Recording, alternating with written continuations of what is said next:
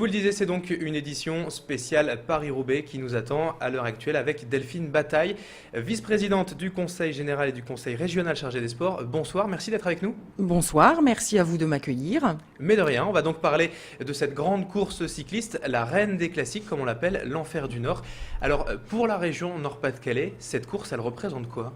Écoutez, la région réaffirme son partenariat depuis maintenant 5 ans. C'est 5 ans de collaboration, 5 ans d'amour du cyclisme et au-delà de passion pour le sport de loisir, le sport santé, le sport de haut niveau qu'on souhaite partager avec les 4 millions d'habitants de la région. Alors depuis 2007, la région s'attache à assurer la pérennité de cette course puisqu'on y participe dans le cadre d'un partenariat avec la société ASO, les organisateurs les plus connus étant Christian Prudhomme et Jean-François Pécheux, à hauteur de 478 000 € environ. Et puis la région investit également dans des actions de communication à hauteur de 250 000 € pour permettre, le passage de la caravane publicitaire, la distribution d'objets promotionnels. Mais alors, à quoi finalement servent ces 470 000 €?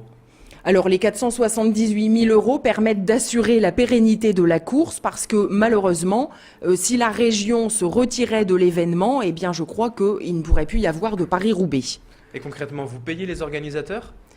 Concrètement, ça revient à ça, mais c'est pas simplement une logique de guichet où on est sollicité et on répond par un financement. C'est vraiment une logique de partenariat qui s'exerce dans la simplicité pour permettre finalement d'assurer la pérennité, la grandeur de cette course mythique qui fait l'objet de beaucoup d'attention de la part des habitants de la région, bien sûr, mais au-delà de spectateurs frontaliers ou parfois venus de plus loin.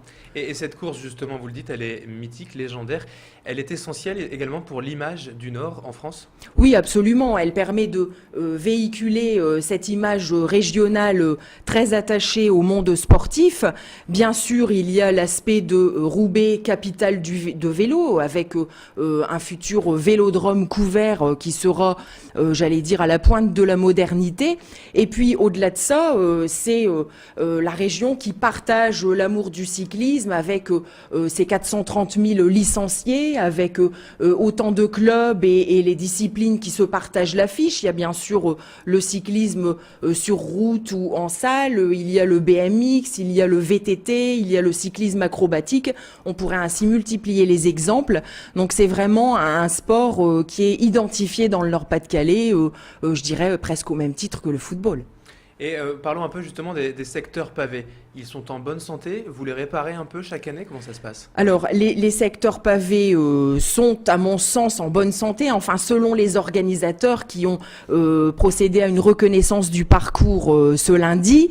Nous participons, bien sûr, au titre de la région, à la réfection de certains secteurs pavés qui le nécessitent. Donc, nous allons prochainement voter à la commission permanente une subvention, par exemple, pour la réfection d'un secteur pavé bien précis qui est celui du pont Gibus à Wallers-Sarenberg, pour lequel nous accordons un montant de 160 000 € quand même pour 1600 mètres de réfection de secteur pavé et ça participe aussi à la pérennité de la course.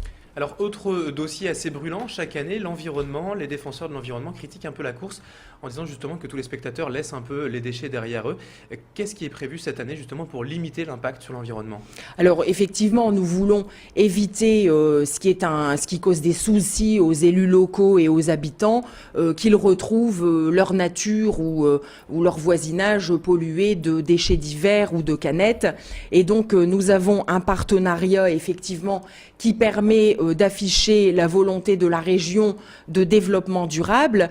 Donc un partenariat avec la société Estera, puisqu'il y aura des bennes qui seront positionnées tout au long du parcours, alors notamment au carrefour de l'Arbre, à Mont-Saint-Pével, à Canfin ou à Templeuve, qui permettront finalement de ramasser les déchets qui seront réacheminés vers un centre de traitement.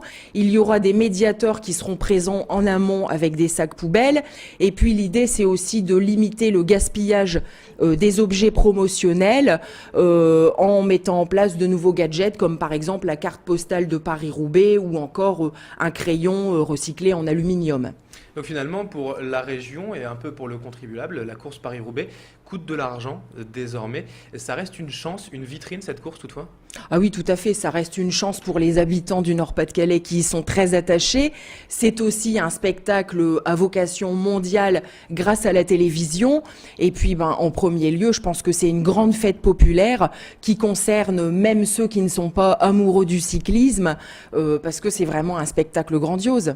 Et la région n'est pas prête de se désengager justement de l'organisation de la course? La course a encore de beaux jours devant elle? Effectivement, je ne crois pas que la région est prête à se désengager. D'abord, nous avons un président, Daniel Percheron, qui est amoureux du sport, en particulier du foot, mais aussi du cyclisme et de tous les sports régionaux. Alors effectivement, nous avons cet aspect de valorisation de grands événements comme le Paris-Roubaix ou comme la route du Louvre, qui sont un peu plus identifiés ici dans la zone métropolitaine.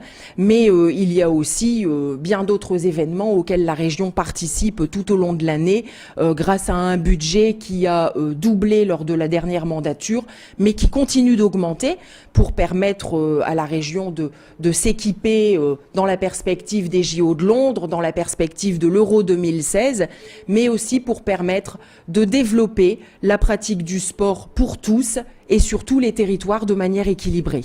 Merci beaucoup Delphine Bataille d'avoir été en notre compagnie. Je rappelle donc que vous êtes vice-présidente au Conseil général et au Conseil régional en charge des sports. Avec vous, on a donc pu évoquer le Paris-Roubaix qui se tiendra dimanche. Merci beaucoup d'avoir été en notre compagnie. Bonne soirée. Merci à vous. Au revoir.